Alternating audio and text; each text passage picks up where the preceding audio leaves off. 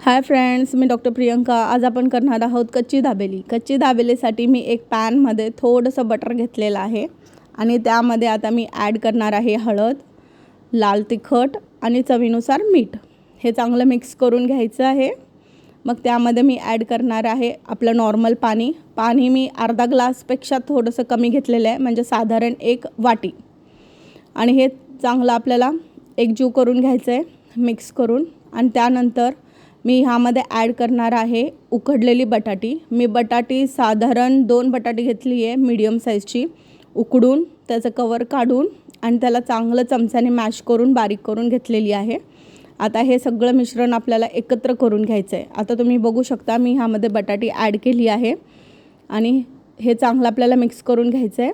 आणि आता आपल्याला त्यामध्ये ॲड करायचं आहे चिंचाचं आणि गुळेचं पेस्ट, जे आपण आंबट गोड चटणीसाठी करतो ना तसं।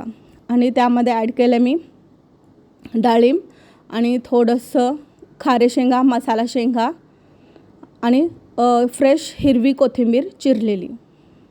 आणि हे सगळं आपलं एकत्र करून घ्यायचं आहे आणि हे आपली कच्ची दाबेलीचं स्टफिंग रेडी झालेलं आहे। आता आपण हे ठेवूया साईडला आणि आता आपण घेऊया पाव रेडी करूयात।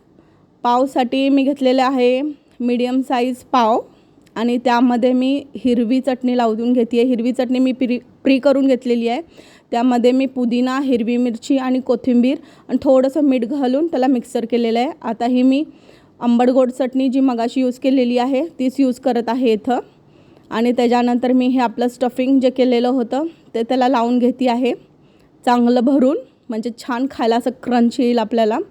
आणि त्यामध्ये आता आपण थोडंसं डाळिंब, मसाला शेंगा आणि आपलं शेव ॲड करणार आहोत। आता हे आपलं कंप्लीट झालेलं आहे कच्ची दाबेली।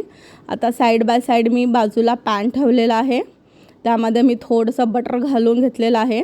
आणि आता हे आपल्याला थोडंसं हलकं शेकून घ्यायचं आहे, म्हणजे हार्डली थोडंसं शॅलो फ्राय करायचं आहे, जास्त नाही, थोडंसं क्रंचीनेससाठी। आणि त्याच्यानंतर आपण ते शेवमध्ये डिप करणार आहोत। अशा प्रकारे आपली कच्ची दाबेली अगदी झटपट अगदी 15 मिनटात झालेली आहे रेडी।